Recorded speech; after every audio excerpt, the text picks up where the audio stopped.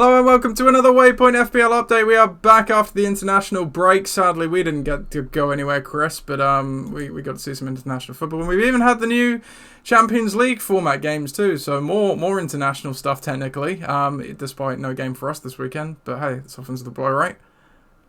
Well, quite. Everything was a little bit of a damp squib this week. I'm not going to lie. So, the international break not the best.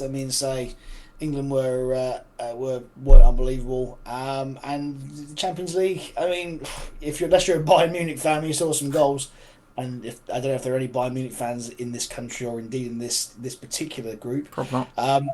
Well, yeah, be surprised. But if there are, then fair play. But if you support Man City, why would you do that? Or indeed Arsenal, somewhat borderline. They're just two relatively boring games of football this week. Liverpool, on the other hand, yeah, we don't talk about them. Wow, I think you're gonna get a lot of hard challenges next training session from some people potentially there, Chris. But hey, that's why we like you on the pod, because you bring the heat. Yeah, we'll dive straight into it because we've got some more FPL to give you an update on, and yeah, we've got FPL this weekend as well, obviously. So no change in the top two again. Boring. And you both had pedestrian scores this week, so no love for you, Mike and Alex. Come on, do something interesting. So we're going to move straight on. So some not so pedestrian scores in the top five. Brett got 61 here, Jake got 59, and the third high score on the week, Betts got 64. That is good enough to bring all three of them, I think, or at least Brett and Betts into the top five. So we'll take a look at Betts' team here with the 64 overall. So let's take a look. Smith Rowe got 7, Haaland captain 26, of course. Bruno Fernandes got 5, and Gabriel, obviously he got the winning goal, got 15. So pretty solid day at the office for Betts, you would say there, Chris. I would say so. I would say every year, Bet somehow gets to this point in the season and puts out the flair team. I mean, look at that. We're looking at the back, all the fullbacks, and Gabriel. I'm saying, and by the way, He's Brazilian, it counts. I mean, it kind of counts. Anyone thinks Gabriel's a good player. William Saliba's a good player. In fact, he's a great player. He makes Gabriel look really good. But anyway, Gabriel's all right from corners and stuff. But look at that midfield there. Look, all the flair. Smith Rowe, Eze, Fernandez, Salah, and Morgan Rogers. Okay. And then, of course, Haaland up front. If you don't have Haaland up front at this point, then, well, what game are you playing? Yeah. So, fair play. I mean, putting a team of non-defenders out, turns out, is quite a good strategy. Yeah, who knew? Well, for fantasy anyway. Let's not try that in the church league. I'm not going to try. No.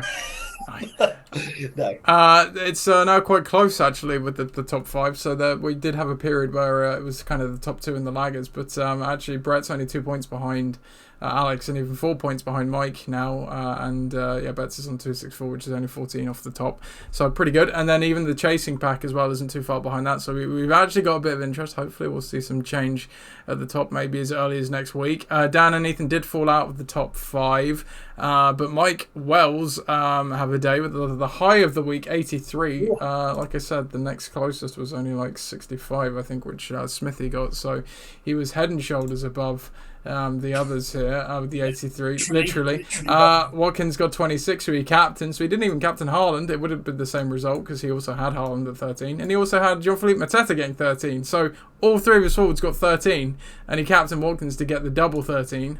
Loves a 13. Cucurella got 5, Saliba got 5, and David Raya got 9. So yeah, very good week for Mike. By the way, absolute outside the box team here, I have to say. But yeah, that front three is potent, I would say. And by the way, big thumbs up from me for Jean-Philippe Mateta, as all Palace players get a thumbs up from me. So yeah, you cannot go wrong with that. That is a rogue midfield, though. Was it Madueke, Andres Pereira, Mitoma, and Gordon? Anthony got Rogue. yeah. And Cucurella, William Saliba again. There you go. Big love for William Saliba at the back there, because he is Arsenal's best defender, and Harwood Bellis, who I mean, yeah, he deserves better. To be frank. Yeah, nicely done there, Mike. You pass Chris's approval, which is always good. 100%. Yeah. So we'll turn to the bottom now. Similar to the top, no change in the bottom two, but both of them again actually scored quite well. To be fair to them here. So again, it's actually made the fight at the bottom a bit more interesting, where there was a bit of a gap before, but now it's tightening up there a bit. The lowest score of the week comes courtesy of Zach this week with a meager 27 points. We'll have a quick look at his team, but obviously not a great deal of points to go around. So he had Salah, who he captained, but he didn't do anything against the bottom half of the league side. Chris and Forrest. Ben White got 6. Saliba got 5. Martinez got nothing in goal. Obviously, they conceded 2 to Everton. So yeah, and other than that, just lots of 1s and 2s. Indeed. The distinct lack of Haaland in there as well. Yeah. I mean, this is the thing, though, isn't it? There's one too many Saints players in there, and of course, there's only one. So probably best to get rid of them. Brereton Diaz of all people as well. I know, it's right. So, by the way, that guy, fraud. His name should just be Brereton. Just because he's locked in to have a Chilean mum does not give you the right to give yourself a Diaz on the end. Just call yourself Brereton. That's what you are. You're from Stoke. Anyway, enough said about that guy. Yeah, this team's not doing very well because they have a slightly injured Alexander Isak and no Haaland. Simple as. Yeah. Haaland would have got them up to 39 if he played him instead of Isak last week, which... I mean, say no more. Yeah.